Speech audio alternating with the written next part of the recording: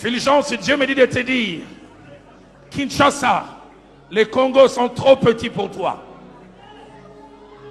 Trop petits. Dieu me dit, cette ville et ces pays ne sont que des lieux de préparation pour toi.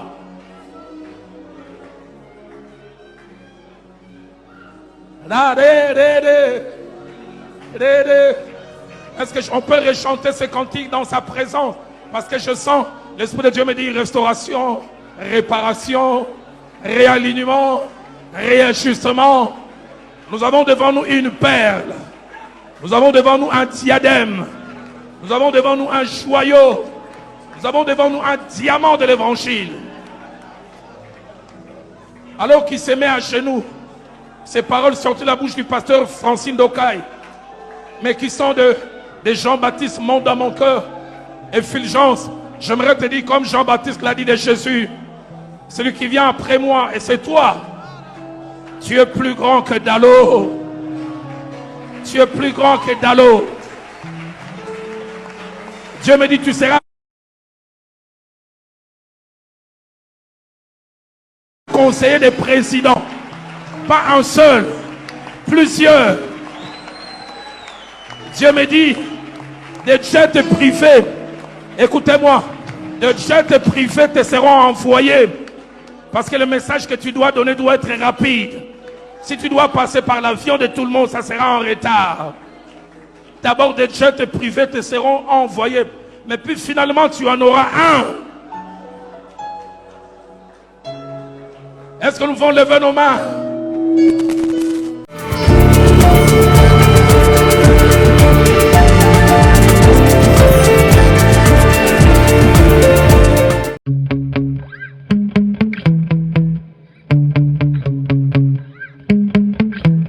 Balaka Bakosa, enfin Molaxia Solo, aïe, Rose Couture, la haute couture au rendez-vous. Pour n'aba événement na binonyoso, anniversaire, mariage, conférence, concert et autres, Luka Rose Couture pour Olata Kitoko, Batonga Bakosa.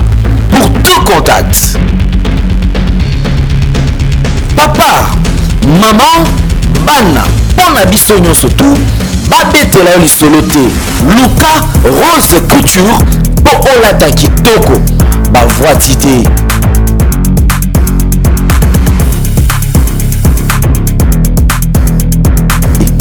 Tala na ngengi batonga bakosa bavoiti te.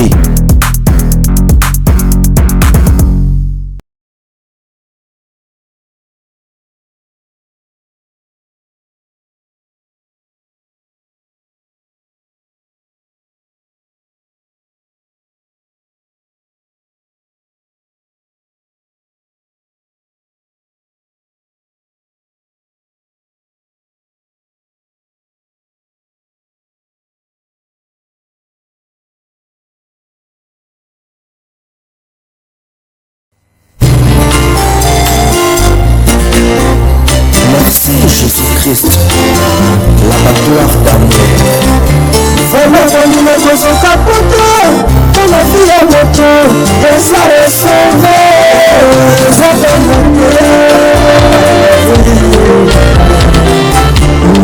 Les allons on a consommé la vie. On a consommé la calibre, ils ont passé. On a commandé un foot pour la maison de la main. On a posé le roi de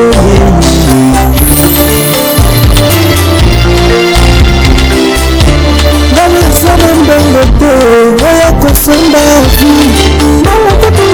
La provision contre l'endroit passé. On a commandé un foot pour la maison de la main. On a posé le roi de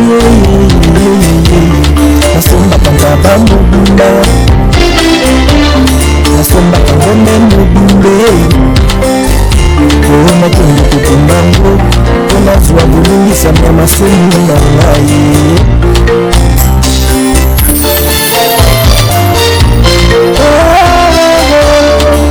Koma masomu na ngai nda ya kufaki, koma zuwa bulungisa nda ya kufaki. Merci pour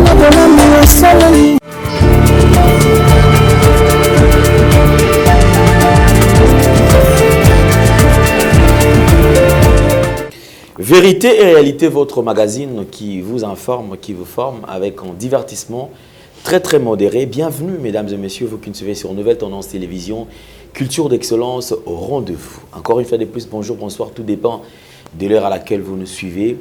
Nous vous présentons cette émission avec beaucoup plus d'amour, beaucoup plus de gaieté et surtout avec la présence de notre Seigneur et Sauveur Jésus-Christ de Nazareth. Nous allons prendre le tout premier élément, c'est la fondation Ndélé au cœur de la nation ainsi que l'orphelinat Famille du Cœur Christ Rédempteur. À travers cette opération, soyons sensibles mesdames et messieurs.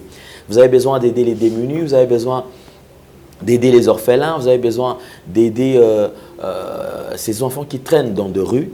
En tout cas, pensez à cette structure et certainement le Dieu des orphelins se souviendra de vous. Il y aura une mention spéciale de bénédiction pour tout le monde. Merci beaucoup. Nous prenons les images et on se retrouve tout juste après.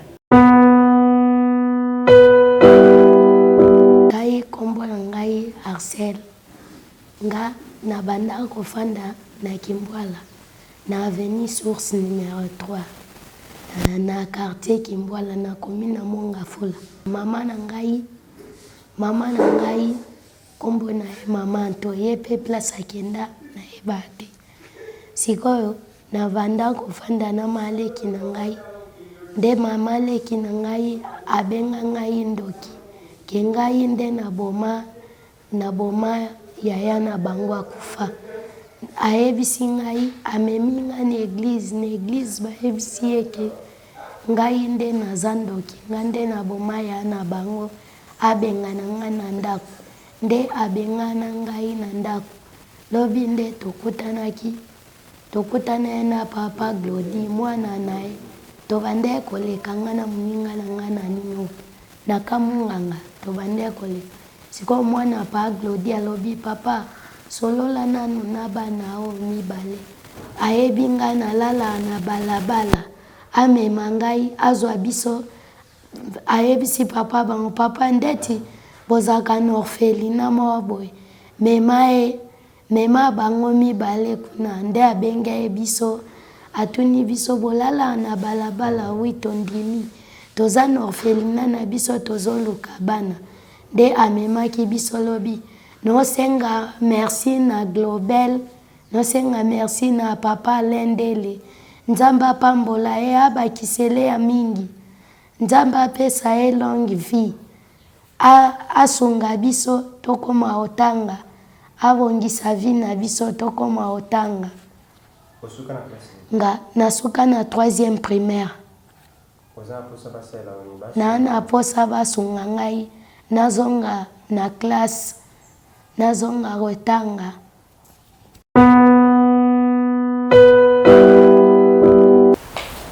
kombo na ngai John ngai papa na ngai abotanga kufa depuis ki bébé mama msokota mabala pamba nasengi merci nabandaki koleka ana kamana nga komona Axel ali nga lobi te akoba lobi bozo biso kasi tokende te petit awa na expliquer bango papa na nga kufa mama msokota mabala deuxième basunga nga nazonga classe nakola pe kokoma nayebi kotanga te nayekola kokoma nabandaki nayekola kokoma pe nakoma pe un jour vie nakoma mutu pe na kati ya bato yango nde babengana ngai.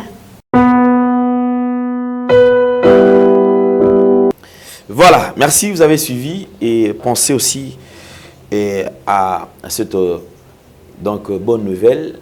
Alors, nous avons le plaisir de partager un très bon moment, bien sûr, avec vous. Aujourd'hui, on va aborder un sujet. Ce n'est pas vraiment un sujet tabou, mais je crois qu'aujourd'hui, la reconnaissance au milieu de serviteurs de Dieu, je crois que c'est vraiment quelque chose de bien qu'il faut encourager et applaudir. Depuis un certain temps, moi, personnellement, j'ai constaté qu'il y a eu reconnaissance, il y a manque de reconnaissance des grâces. C'est-à-dire, aujourd'hui, dans nos églises, vous verrez d'ailleurs, si on parle d'un prophète, quelques temps après, on parlera d'un archi-prophète. Si on parle d'un prophète, quelques temps après, quelqu'un va s'autoproclamer également le prophète des prophètes, le prophète des nations. le prophète du monde, les prophètes de l'univers. Alors les gens traînent tout autour des appellations, de tout ce qu'ils ont toujours besoin, pour leur faire plaisir. Si on parle d'un évangéliste, vous verrez, il y aura quelqu'un qui va s'autoproclamer évangéliste international, évangéliste national. D'ailleurs, national, ça n'existe pas, parce qu'il trouve que c'est un titre qui ne pèse pas. Quand on parle d'un bishop, il y aura un archibishop. Il y a eu un moment où on a parlé de général, il y a eu général-major, il y a eu un maréchal de la parole. Et tout ça, on se pose la question, pourquoi? C'est tout simplement parce que X ne veut pas reconnaître la grâce de Y. Y ne veut pas reconnaître la grâce de Z. Et c'est comme ça. Or, s'il faut parler de la science, la philosophie et tout, on nous a toujours dit que les grands esprits se reconnaissent. Lorsque quelqu'un prétend être grand et qui ne reconnaît pas d'autres grands, c'est qu'il n'est pas grand. Parce que la grandeur en soi, c'est un état d'esprit tout d'abord. Ce n'est pas ce que les gens se disent, ce n'est pas le fait d'être bien habillé, en costard, cravate, et tout ça. C'est ce qui prouve que vous êtes grand. Non.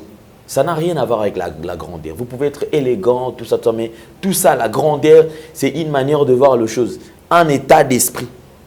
Donc quelqu'un déjà qui ne voit qu'en grand, lui, vous sentez quand il parle, il ne dégage que la grandeur. Il ne dégage que des pensées positives, des pensées qui vont vraiment au-delà. Ici, nous allons toucher à un serviteur de Dieu qui m'a beaucoup plu, sa manière de voir les choses, sa manière d'agir. Moi, personnellement, je me suis dit que ça nous sert d'exemple. Ceci servira d'exemple à toute une génération. On va suivre la prophétie. On va suivre comment est-ce que le propos du pasteur, du révérend Roland Dallot, qui était en train de prophétiser. C'est un moment, mais moi j'ai aimé. Alors on va tirer quand même une leçon tout autour de cela. Suivant.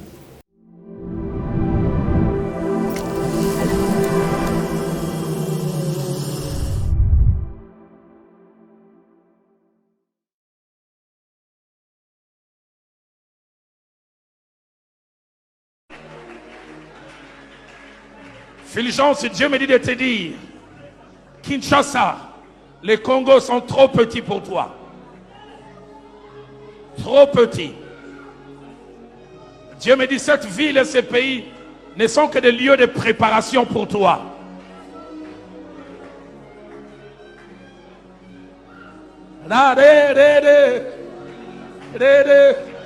Est-ce qu'on peut rechanter ce cantique dans sa présence? Parce que je sens, l'Esprit de Dieu me dit restauration, réparation, réalignement, réajustement. Nous avons devant nous une perle. Nous avons devant nous un diadème. Nous avons devant nous un joyau. Nous avons devant nous un diamant de l'évangile. Alors qu'il se met à genoux, ces paroles sortent de la bouche du pasteur Francine Dokai, mais qui sont de Jean-Baptiste Monte dans mon cœur et Fulgence. J'aimerais te dire comme Jean-Baptiste l'a dit de Jésus, celui qui vient après moi, et c'est toi. Tu es plus grand que Dallot. Tu es plus grand que Dallot. Dieu me dit, tu seras conseiller des présidents. Pas un seul, plusieurs. Dieu me dit, des jets privés, écoutez-moi, des jets privés te seront envoyés. Parce que le message que tu dois donner doit être rapide. Si tu dois passer par l'avion de tout le monde, ça sera en retard. D'abord, des jets privés te seront envoyés. Mais puis finalement, tu en auras un. Est-ce que nous pouvons lever nos mains?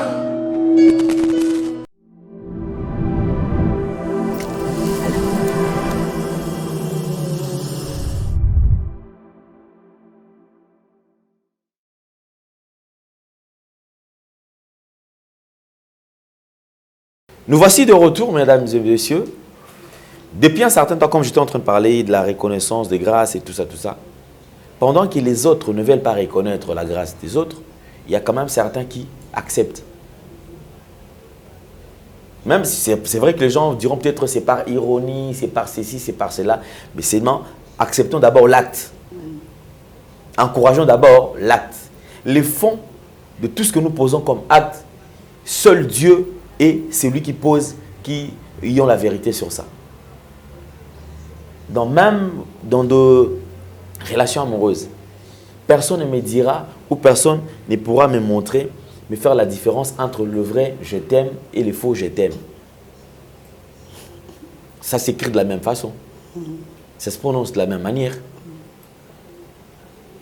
La manière de consommer, c'est ce qui est différent. Quelqu'un d'autre, on lui dira je t'aime, il s'est dit waouh, ça me va trop au cœur, et puis vous sentez que la personne a des frissons en fait. Vous sentez que non, moi c'est que ce monsieur a dit ou c'est que cette femme a dit, vraiment je sens que c'est ça. Ça m'accroche au fait.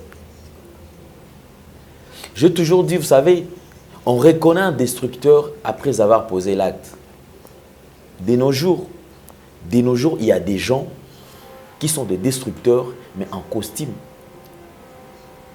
en cravate, avec de belles paroles. D'ailleurs, vous allez vous rendre compte que les escrocs, les vrais escrocs de nos jours, ce sont des gens éloquents. Ce sont des gens classe, chic, bien et puis organisé. Donc le vol ne se fait plus avec légèreté. Non, aujourd'hui, le vol a pris une autre dimension. Les gens volent en costume avec des Français, avec Anglais, avec une manière de communiquer extraordinaire. Mais vous allez vous rendre compte que c'était un escroc après avoir posé l'acte. C'est comme ça que moi j'ai analysé pour dire qu'on reconnaît un destructeur après avoir posé l'acte. Nous sommes motivateurs.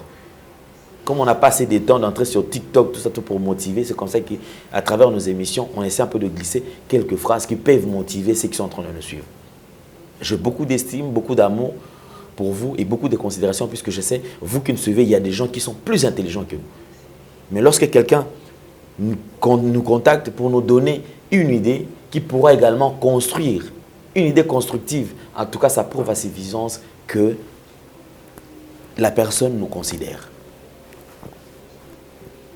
Alors, je crois que nous allons... Je ne suis pas seul sur ce plateau. Je suis accompagné de Maman Cathy Munga. Maman Cathy Munga, elle est naturothérapeute. Elle n'est plus d'ailleurs à présenter. Donc, avec elle, on va passer un moment. On va échanger, comme d'habitude. Maman Cathy, bonjour et bienvenue. Bonjour, Papa Alain Delay. Ça va? Oui, tout va bien par la grâce de Dieu. Ah, ok, super. Toujours... nous pensons comme le Seigneur nous protège. Ça, je crois que c'est la base de toutes choses. Oui, c'est la base. Quand il n'y a pas Christ, on est dans l'insécurité. Vraiment. Voilà, merci beaucoup. Elle est notre invitée habituée de ce plateau. Alors, on va essayer quand même de partager avec elle. Maman Cathy, j'espère que tout à l'heure, Roti Kolanda, image, Oyo, entre pasteur Roland Dalo et prophète Paul Fulgence Kousou. Oui. Réaction na yo.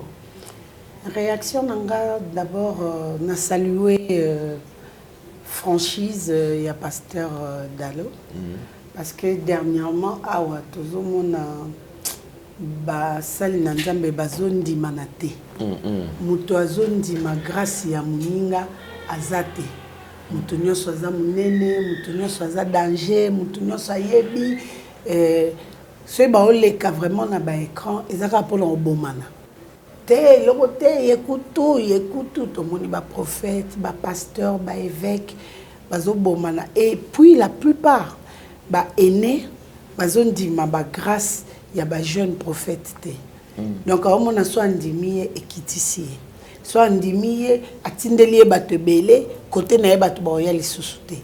Donc, comme on a pasteur Dalo Kosala Boye, ils ont exemple à suivre.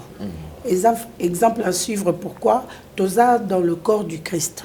Yoko ki ozala lisu o azala lokolo. Cela ne veut pas dire que le corps est azala lokolo aleki lisu.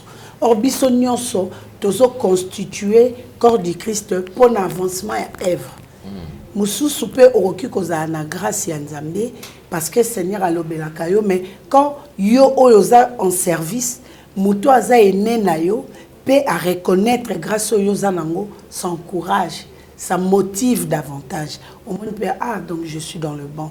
Ah, c'est que Balandaranga. Ah, c'est que Seigneur a ébinga. Ah, c'est que Seigneur a fortifié. Des paroles comme ça fortifie. Parce que, bazaka kana gloire te, bazana ba bitumba, bazana ba défi et belé. Et ba parole wana, tant le Seigneur a déposé, ils ont fait ça au makasi pour dire que, malgré la situation dans le cas, Seigneur est avec moi, donc je dois avancer. En tout cas, pasteur Dialogue, que le Seigneur vous bénisse, parce que il est parmi les rares aînés où il réagir au sujet, il y a la grâce, il y a la reproche. C'est une très bonne chose d'ailleurs, parce que Lélo, je ne sais pas de nos jours, dans cette église, est-ce que, comme il a déjà eu à comprendre que dans cette église, j'ai l'impression que Bolungo va prêcher à la biso. Certains, beaucoup de serviteurs de Dieu dans cette église. Oui, et belé. Parce que Ezali, église, avant na koma ko sambela et pas na église mère de pas évangéliste Michel Kouchou.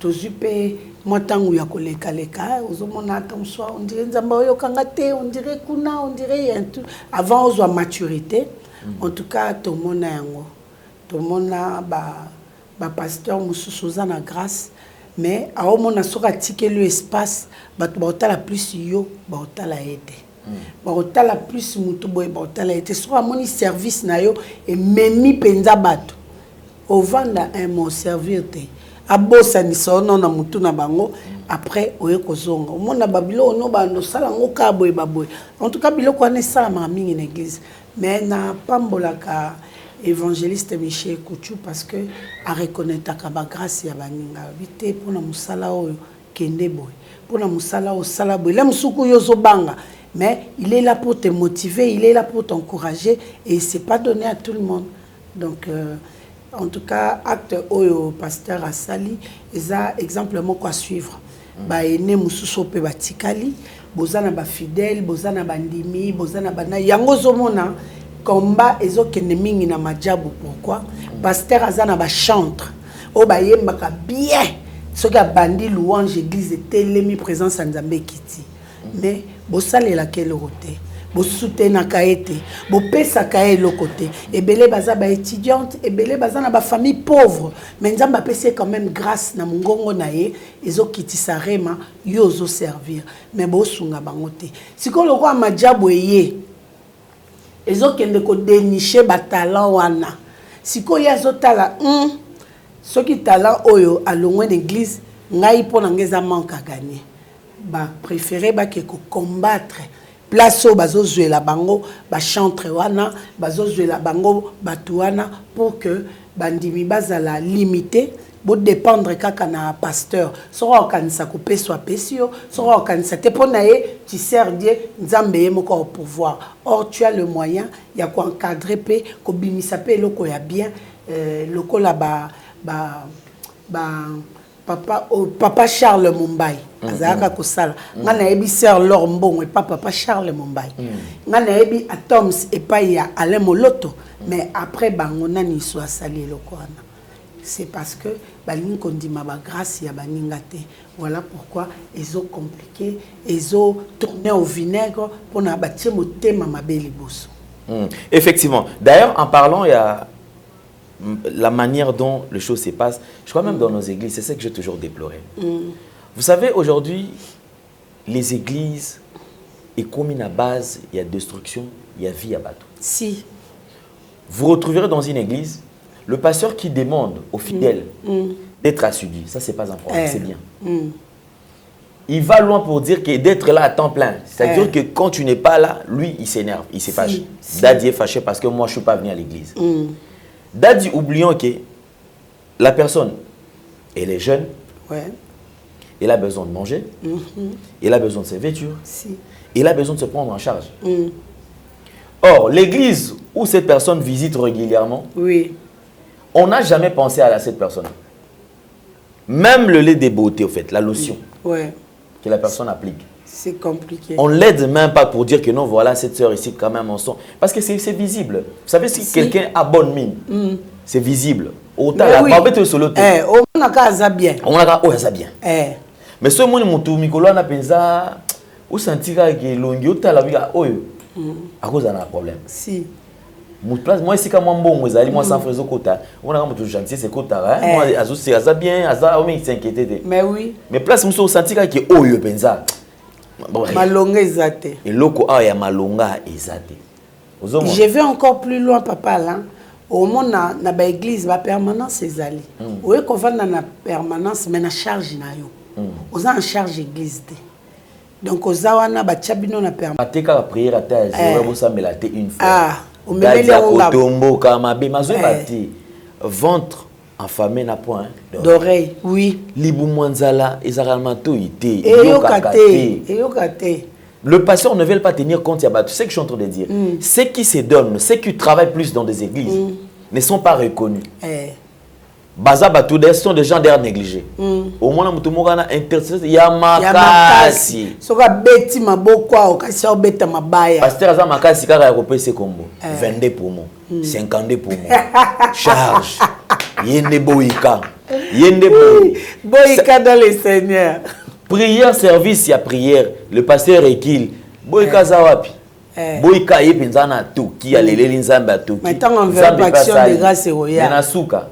Pasteur Azobe Mamalem, mais me les sous sac. Frère, Kozanga mardi te. Sac union sur ma bonza. Et oui. Le frère reste là. Il crève frère Azawana Koli Ezate. A commandé sous à Silisi wana abandi kotambo la don. Azara visite Zara 2 fois par semaine. Dans l'église. Oui. Mes frères Oyo a commencé à la 18 visites 6 fois. Les pasteurs azo se pelo ka que frère Aza sudité. Frère qui nande ko ka fufu, mambo ngiem sa ko kutana pasteur boye ba odala. Parce que généralement ba frère bon dans l'église ba consommer makasi. Mais oui. Fufu 6 boules 8 boules. A okene nango. C'est pour éveiller quand même l'esprit. Les églises, les pasteurs doivent savoir. Il faut améliorer. Améliorer la manière de faire les choses. Voilà. Parce que, pasteur, ceux qui osent là, ta costume. Costume, ils ont à $350. C'est qu'il faut collaborateur, à combattre à $100. Si. Collaborateur, il faut pas chaussures, il faut bon la paix que nous, comment on appelle ça, ils ont un louvre. Il y a 50, 60. Au moins un zombie. Oui. Dadi se métamorphose. Date change, mais date d'azo qui n'est pas collaborateur ça c'est quelque chose qu'il faut bannir dans la mamba bonzambe. Effectivement. En fait, que ça génération future nzela. Et puis ça bango chance va servir nzambe na solo. Pourquoi même maman Kati oko remarqué le komoko avant de boucler parti. Si aujourd'hui il y a dislocation dans des églises. Parmi makambusala ki batu basamba longwa yambo frère au mona ka ke no ngana fandi sija parole ngaja na bi ke no mamba délivrance na za makasi aibi nzela luzizila mangengenge intendance afandi abandi siko ko se comparer na pasteur obi kutu matia na songa na beti on na beti ngo makasi ko kadati et puis bandi mazaka boye kisoki frère amon ka ke no kilt matina ba pesa e comme une ampleur bandi muso ko ki ma kilt to pasteur a roté ya papa zaka na kilt matinal frère afanda comme ligne la peut passer au bout obi ke soki na délocaliser ka mardi o to tongo kilt matinal on a tiango na pango bananyo et opesa pe makam si tu ka maman moko boye maman moko esprit faible le pola limela ka pe frère pour frère azalaka tout le temps on a ceux qui pré problème yemtoyaka maman na habité papa na lupango yaka to somba bakiti to fana to bandi frère bandi. Si dans des églises, ils avaient instauré le système revenu bon tous aux églises église ils allaient pendant au service ya musala tout baza na assistance te ba assister département ya ba chantre bazo moi quelque chose par mois ceux qui côté département maman ba église ko comme belé et comme belé te parce que mukazo trouver gante ça c'est un très bon exemple je crois exemple c'est une bonne chose Seigneur biso to zoyango exemple ozo sengela ba pasteur bazwaka pasteur ozu message côté panzambe concernant serviteur de Dieu mususu pesaye ko étouffer yango te pesaye au moins que pasteur wana frère wana ane loko nzambe o peut-être yozaka nango te zwa courage kende bise yaya en tout cas nzamba pambola eloko wana batela nango batela ça fera une bonne chose. Mais les pasteur rebelle va intercéder quand pasteur anakoya. Yango zo mona soki sex tap ya pasteur mo bimi ba motiver à cause ngo za ba pasteur. La qui ça? Ya tindela ngona nuko. Na yo ki na moni yango te. Yé vraiment mais zo ka monaki. Mais on a besoin pena ozo et utande pa na yo. Bon. Et le quoi biso mamba ko dénoncer comme on est biso ne tohina ba pasteur. J'aime le serviteur de Dieu baba pa na biso. Sinon un message na jeunesse ya lelo pe ba papa en ce qui concerne cette vidéo. Oui. En tout cas na vidéo oyo les sons ils attirés des deux côtés. Des deux côtés pourquoi ba parents to ba papa dans la foi ba reconnaître grâce ya ba jeune au bazokoma. Ba reconnaître grâce na bango. Et puis, dans grâce wana, il suffit pas seulement de reconnaître non lobby, benga vende pour moi, non, soutenance il faut ezala. Soutenance il faut ezala parce que c'est vrai que toya kana église pour un Seigneur à saler la biso. Oui, Seigneur à salaka, mais cela n'empêche pas Seigneur à okitate. Il va passer par quelqu'un. Ba quelqu'un wana nzamba le kaka ezaba biso oyo. Babiso otozo servir, muninga za na problème, oye ko assister, muninga za na problème, oye ko pesa ye main forte. En tout cas, c'est très important et n'a pas mboli évangéliste Michel Kouchou parce que na mona kanenge a Gérard permanence alinga kuto ele ke pas mutu mbongo soki e monani maman ya permanence bijou ya katoke ya sombi sac ya loso, a sombi fufu, ba sombi huile et je crois entrer à matinale à Simba Moté. Et ça pour la subvenance il y a pas besoin il y a bateau bazan en permanence et kosomba tol kosomba côté on a vraiment ça la transparence moko babisika na leka na mona ngote. Et ça pour na dénigrer bango non na mona te na moni yango pour ne pas évangéliste Michel en tout cas nzamba pambola et puis bande comme sous-sono ba comme na niveau te bo salango. Pour soutenir ba chantre, pour soutenir ba protocole, pour soutenir ba instrumentiste parce que grâce à Mungongo, il y a drum na protocole des osala que tozo yemba, tozo bina, au kanisi au bosani que ozana se, ozana lola. Donc il mutu na mutazo servir. Il faut qu'on reconnaître yango na ba encouragement. Attention les a mingité, a on a vraiment que jour et côté mingi c'est que nous belé ça motive et qu'on limiter nombre il y a ba église qui Seigneur le colo Seigneur le boko Seigneur ni et qu'on éviter et puis na côté il y a ba jeune na sepela kana attitude il y a pasteur Fulgence na monaka azalaka na ba humilité moko boye so yebi epete l'angelo ko tindika ya takuna il est humble il est effacé. Ba polémique ezaka pasteur kinganya lobi boye nanya akota ngote na mona na landa ba émission so ozo poser ba question à répondre comment non j'ai réponse yo pozo memaye mais azata kuna te alobi na sina répondre na mona ka en tout cas azana humilité moko Bible ezoloba l'humilité précède la gloire. Grâce à humilité nae yango nzamba zo memaye na sommité. Au moni penza meso ando tombola au forme à combat peut changer. Effectivement. En tout cas, Seigneur azala nae amatisae et puis bandeko bozo bima nae bi adage moko elobaka respectons le gars qui ont vécu. Bakoki na bango peut-être les loko sila mais ils ont vécu. Ba passage au bango bazui ba parcours au bazui to ba exploit au bango basali tant musuyo au salangote tant mususu au sala pe kolekaye mais ça te donne pas le droit de te comparer comparaison ezanango na lieu d'être té yo salaka musala na yo ba grâce eza différent yo nzamba koki ko utiliser na guérison yé ba utiliser na délivrance donc biso nyonso to travailler pour la gloire du Seigneur. Amen. Ça, c'est une très bonne chose. Merci beaucoup, Maman Cathy. Alors, on va prendre le témoignage. Témoignage au Tozali Kozwa. Et les cas qui n'ont pas Tozan a deux témoignages. Témoignage, moko, il y a papa Jean-Pierre, Aza Awana Kishasa. Témoignage, il y a maman Becky, Aza na Allemagne. Bangonyo Sobazaki n'a même problème. Problème, il y a tension oculaire. Papa nanga Jean-Pierre lisu moko ezaki komona lisute moko ezomona mais ezomona flou ayaki consultation azui tetanga na ena voir clair tetanga pona ba oba ebité yango yo voir clair yango Tetanga asalaka musala na kati azo réparer baner mususu ekawukaka yango esalaka que vision ezoleka liso te baner mususu mpe ezalaka na makila ebele pression ya makila eza makasi yango nde ezosala que mutu mpe amona flou to omona mutu pasi osala insomnie oyoka misu molili bazelo bamai ezobima parce que soit ma nerf est attendu nde ezosala bon sikoyo travail ya voir clair na tetanga azo réparer na kati azo diminuer pression ya makila azo faciliter circulation sanguine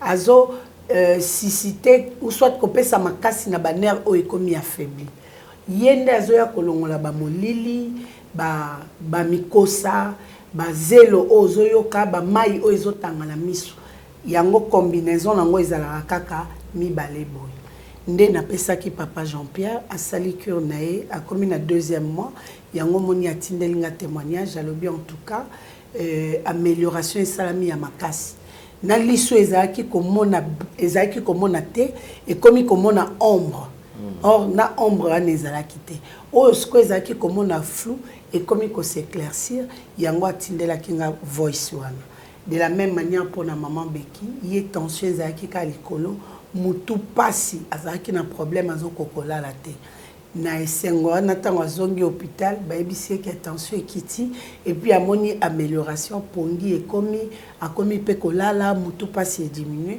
nde yango batindelaki nga voice wana nde nayaki nango comme témoignage. Voilà, merci beaucoup maman. Je crois que l'équipe Malamu Mingi Susukoleka. Oui. Alors nous allons suivre le témoignage. Tolanda Bandekone va réagir et on se retrouve tout juste après.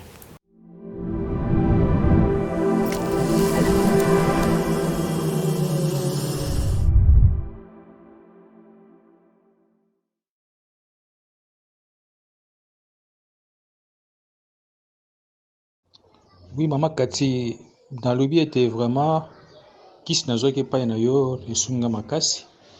Na ina problème ya misu na zeko mona molili makasi liso moka zako mona musoza ko mona te. Alors na yeki mercredi à peine pas na yo awa opesinga ba kisi ya misu na tetanga na voir clair o ya liso. Et vraiment je n'ai pas encore fait une semaine pleine. Mais du moins il y a un grand changement et je sais que son assidération n'a totalement rétabli parce que j'étais vraiment inquiété.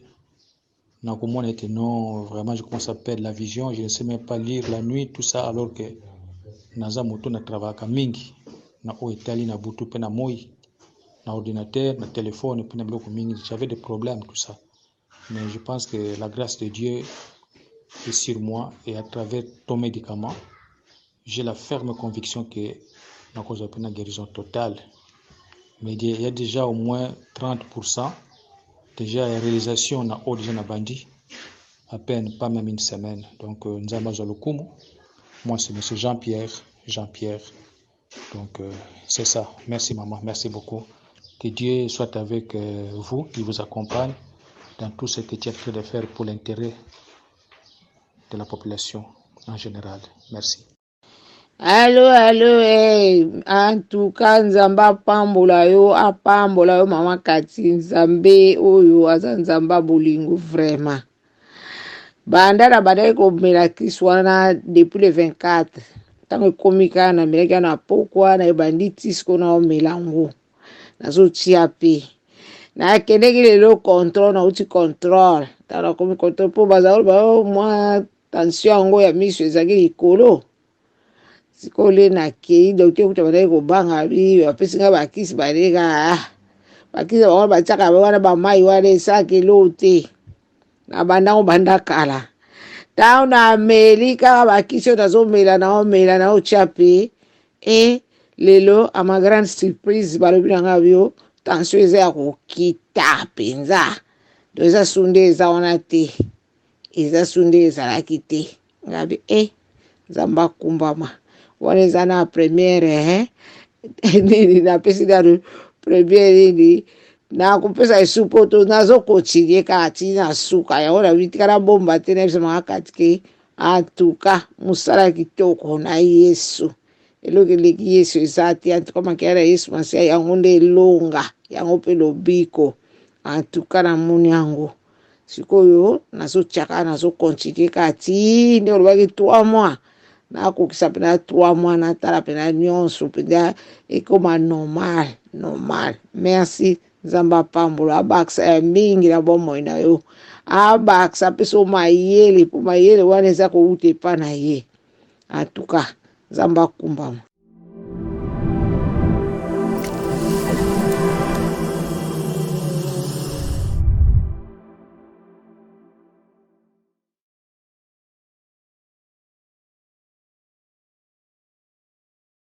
Voilà, merci, nous avons suivi le témoignage. Bandeko, merci beaucoup pour la réaction, Nabino, et surtout, pensez également à Bino, où vous allez botter l'Arabie très souvent.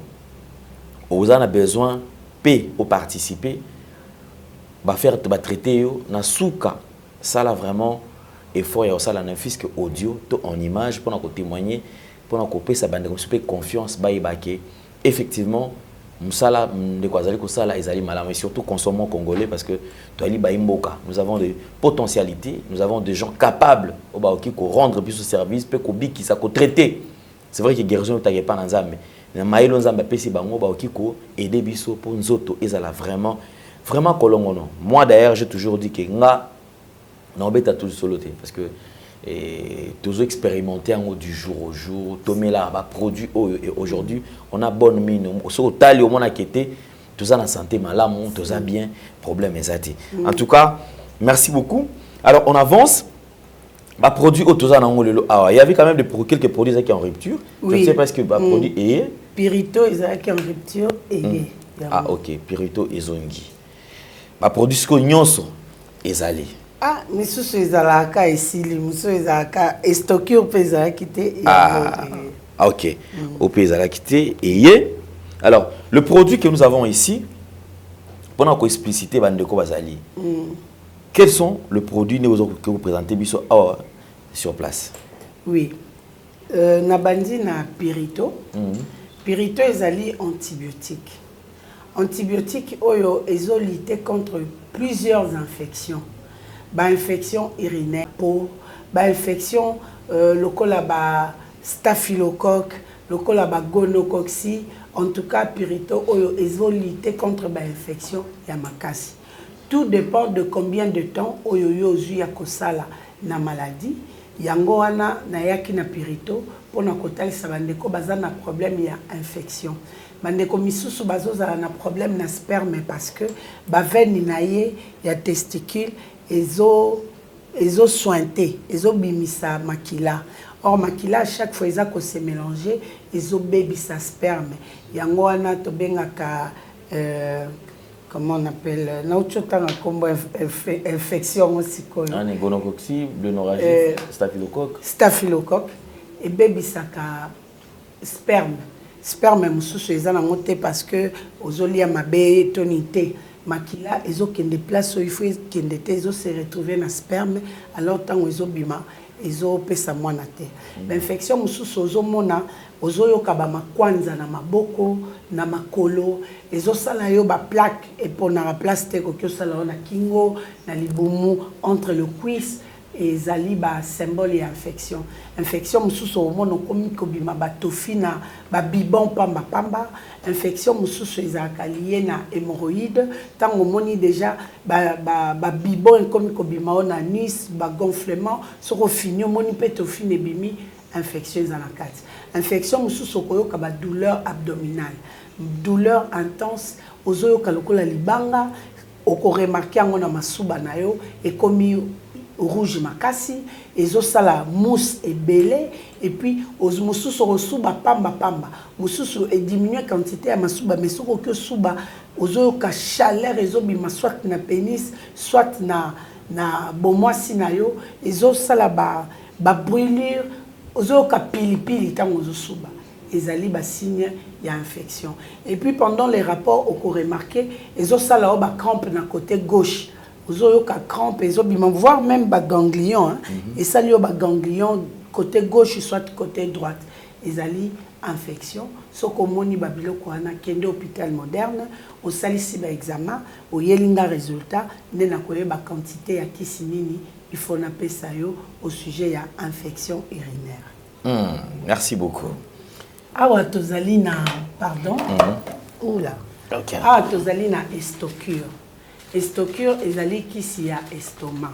Mingi nasangisaka kisi ya estomac na tetanga.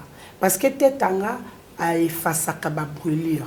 Ba brûlure ezara so sali androstopie au mona pa radio esali lokwa muto palwami. Tetanga akendaka ko effacer yango azosala ngo bandage azosala pansement yesiko amemaka fraîcheur moni muto abela estomozo kaka moto crampe ezokanga na loboko ozokoko sembwa na boyete yesiko musala salaka yango wana azokende komemela o fraîcheur eza lokolo melima ya malili ndenge sensation ne salaka oyoki vraiment fraîcheur ezokende azosukola pe type digestif parce que estomac mususu ezalaka digestion na eza mabe bacidité wana au lieu ebima ezo renvoyer l'estomac des autres chaleur ezopesa ba crampe alors estocure asala musala wana pour ça plus de progrès plus de résultats c'est mieux de mélanger ça avec les tetanga pour ba résultat ezala plus rapide. En dehors de ça, naye na Fortipro pour l'autre fois ezala quitté. Fortipro ezali traitement ya prostate. Bandeko bozo souffrir na prostate ezala ka glande bénigne. Moi mobali nyonso azalaka na glande wana. Glande wana e gonflaka. Ceux qui âge déjà bandiko koma ba 40 ba 45 ans mais batu nyonso tout est ba mibali nyonso tout est baza censé babela prostate. Eza glande ce qui est comme maladie ndé et comme prostate mais eza glande eza normal eza kana ba mibali nyonso sikoyo okoyeba comme na problème pourquoi okomona masuba na yo et comme kobima na difficulté masuba na place yo telemi na place ezokita et ça la 1 mètre té sokomoni espace ya place au telemi na place makila pardon masuba ezokita eza moins d'1 mètre eza déjà ba signe o elakisaka que anomalie et bandi tango orokoma wana masuba et perdre pression okomi ko suba mukie mais tout le temps et puis tango ozoke ko suba oyoki penda envie pressant ya koke ko suba mais oke ko suba masuba et bimi mukie ozo sentir que vessie nanga esilité mais masuba ekati pour mon ngo lisusu bimandambu il faut au fina na bas ventre de mon masuba et bimi malgré ça au côté les mains au umeli à côté les mozos et la masuba et bima ezali ba signe o elakisaka que glande na yo est comme déjà kovimba mais soki e umeli et pas bato mususu c'est ça ka rétention urinaire masuba kati ezobima soute libumu evimba ozoka libumu passe mususu pe au perdre sensation à masuba au komi aussi au suba qui tanka kolingo ranger verge masuba ebimi yango la plupart ya bande komibali to monaka alati bien veste mais obimisa solo masuba c'est pas que moi na subeli bilamba na été yemoko asubi sans pour autant à se rendre compte masuba ebimi mususu pe so moni masuba kati okomosa libumu pasi et comme na ko vimbisa o makolo oko remarquer prostate pe tant ozo kende ko sala grand besoin pendant que yo vandi ozo sala grand besoin sperme ebimi na liboso mais tant o kende ko sala rapport ozo éjaculer te ezali ba signe ya prostate ezate que ote nazana problème ya sperme prostate yango moko oko perdre sensation ya ko éjaculer moni pena mouvement yé mais sperme ebimité donc c'est parmi les signes où il y a bazobela prostate kende hôpital moderne sala examen bapesa yo pourcentage ya pesa na yo oye nango et par là nde na koyeba kisi nini il faut na pesa yo yende aza censé ya ko diminuer glande prostatique et pirito aza censé ya ko faciliter urine na yo pour na esukwama. Merci beaucoup, Maman Cathy. En tout cas, tout le plaisir est le nôtre parce que déjà, ma produit Ezali, désormais, Bandeko, on a besoin de produits comme Tungisate, produit Nyon surtout Ezali. Ezali en rupture, comme ça, non, Ezate, peut-être d'ici jour, Boy, au Kikoya, pour servir. Alors, on va répondre à quelques questions par rapport à Bandeko, Batal Arabiso. Vous posez des questions. Alors, Maman Cathy, à ça la face, la caméra, pour nous répondre, na bino oyo bolanda biso. Merci beaucoup.